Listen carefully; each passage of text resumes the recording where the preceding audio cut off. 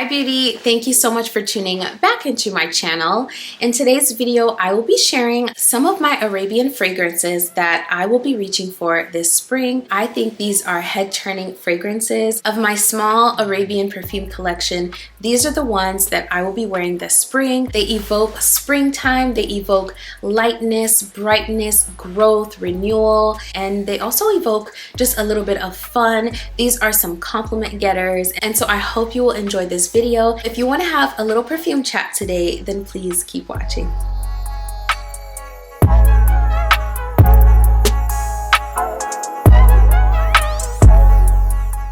Hey friend, welcome back to the channel. For those of you who are new here, on this channel I make videos on luxury. I also do review videos, I share my fragrance journey, and I sprinkle in a little bit of lifestyle in my monthly vlogs. So if any of those things pique your interest, then please go ahead and hit that subscribe button because I would love to have you here, and also turn on that notification bell so you know exactly when my videos drop. All right, let's get into it. The first Arabian scent that I feel like is an extreme compliment getter, very well liked, and something that I quite enjoy and will be reaching for this spring is Mystique Bouquet. Mystique Bouquet smells very similar to Parfum de Marly's Valaya, so I think Afnan did an extremely beautiful job on this scent. And this is one that I think will be perfect for the springtime because it's bright, it's fresh, it's floral, it's musky, slightly creamy, and this is just a scent that evokes all things springtime. This is one that has a beautiful zesty opening, then it transitions to a beautiful peach note, so it gets fruity, then you get some florals, and I just think this is a gorgeous fragrance. I've talked about this in a video and I will link that video here. If you want to hear more details, go ahead and watch that video, but this is the first one that I will be reaching for this spring. This next one is one that I absolutely love, and although this is something I know I will be reaching for this summer, I will also be wearing it this spring because I do live in a warmer and more humid climate. So I think this will be absolutely perfection this spring as well, and that is Lattafa's Bade Al Oud Sublime. I love the mix of florals and sweet, juicy, tart fruits in this one, and that's what gets me with this one. It's so mouth-watering. When I wear this, I feel as if I'm having a cocktail on a really hot day. A very fruity, slightly tart, zesty, zingy, very effervescent cocktail, but it has a rose undertone, so that keeps this fragrance smelling very sophisticated in my opinion. It also has moss at the base, which I think again adds to the level of sophistication of this scent. So it's not something that is juvenile or comes across as overly fruity and playful, but it does have both playful aspects and more grown-up aspects, and I think that makes this just amazing. This has been likened to Kayali's Eat and Juicy Apple. I think this is a more grown-up version of that scent. If Eat and Juicy Apple was the little sister, this is the big sister. This is Lattafa's Bade Al Oud Sublime. This next one is a very unisex scent in my opinion. So if that's your vibe, if you don't like overly feminine scents, if you enjoy a good tonka bean, then I think this will be your thing. This one is Shagaf Oud Tonka. So Shagaf Oud Tonka is a very tonka forward fragrance. It's also very creamy, but what I love about it is it has a freshness to it that I can't quite explain. So it's creamy, it's slightly sweet, it's not overly sweet, and it has a freshness to it. I absolutely love this scent. It opens up with almond that gives you a nuanced cherry paired with some type of cream coating. That's what it opens up with. Then you get a beautiful orange blossom and cinnamon at the mid, which I quite enjoy, and I love that the cinnamon is not overdone here because I think if it were overdone here, this could be a bit too much, but the cinnamon just adds a little bit of spice and interest. It has a beautiful orange blossom. Orange blossom is just a very velvety, creamy white floral, and I feel like it pairs perfectly with those top notes. And then you get into the base with the tonka bean, the vanilla, and the amberwood. I feel like the amberwood is not overdone here. It's more of a supportive note, really supporting the vanilla and the tonka beans at the base of this fragrance. So you get a really creamy, sweet, vanillic, slightly nutty base. Overall, this is a vanillic, sweet, creamy, nutty, kind of warm, spicy fragrance, but it maintains a sense of freshness, which honestly, I'm not sure where that's coming from, but it's not heavy or cloying. So that makes it perfect for this spring. You get a bit of creaminess, a little bit of florals, you get some vanilla, and it's not going to be too heavy or dense or overwhelming of a wear this springtime. This is Swiss Arabian's Shagaf Oud Tonka. So this next one I'm mentioning because although it's not a springtime fragrance, I wouldn't think about this fragrance for spring.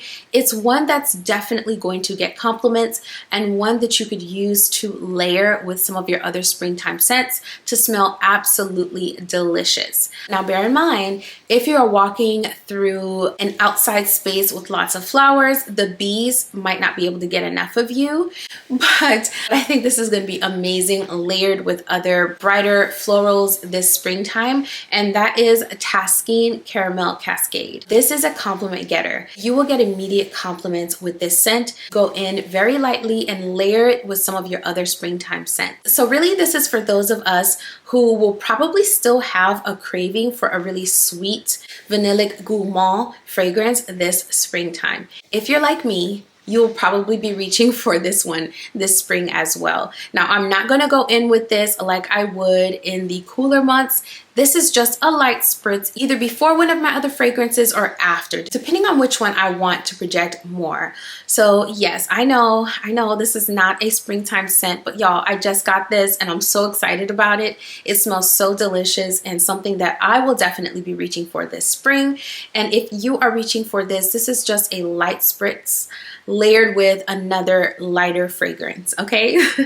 So this is Taskeen Caramel Cascade by Paris Corner. This next one is one that I think will be perfect for this spring. This is a compliment getting scent because it's so bright and uplifting. It's a very lighthearted scent. It's a scent that comes across as very approachable, and that is Paris Corner's Khayr Pistachio. Now this fragrance is likened to Kayali's Pistachio, Yum Pistachio Gelato, and I do believe that this fragrance is around 93% similar. I do think that this one is more pistachio forward, and I don't know, there's just something different about this one. I'm leaning more towards the fact that this smells more like pistachio. Oh, and also this has a little bit of a soapy vibe to it. But even with all of that, I think this is very close, like 93% similar as far as a dupe fragrance goes. So Khayr Pistachio is a very bright, fun, unisex scent that I think is slightly more feminine leaning in my opinion. I do quite enjoy this scent. I love how light and bright it is, but it's not overly feminine. It's fluffy, it's sweet, it's candy-like, and it's also quite nutty. That's what I get from this fragrance. When I first spray this out, I get the pistachio, I get the bergamot, I get the cardamom because it's lightly spiced in the opening, and I also get a slightly soapy vibe. That's all in the opening. So this fragrance is quite complex in a good way, in a very lighthearted and fun and non-offensive, non-stressful type of way. Yeah, so I get the hazelnut, the cardamom, the bergamot, I get the pistachio and a slight soapy vibe when I first spray this in the very opening. I do get the lily of the valley, the muguet, and the jasmine that's at the mid of this fragrance. But to my nose, I don't pick up the pear or the peach in this. At the mid, I just get a little bit of florals, and then immediately after those florals, you have creamy and fluffy and candy-like and woody components. So you have cotton candy, marshmallow, whipped cream. I definitely get that whipped cream and candy-like essence. The cocoa I feel like adds to the creaminess. And then you have sandalwood, which also adds to the creaminess. And so yes, the base of this is absolutely gorgeous. I think this fragrance is one that is perfect for spring because it's a compliment getter. It's non-offensive, it's very approachable, and a very fun fragrance that is unisex but slightly a bit more feminine leaning in my opinion.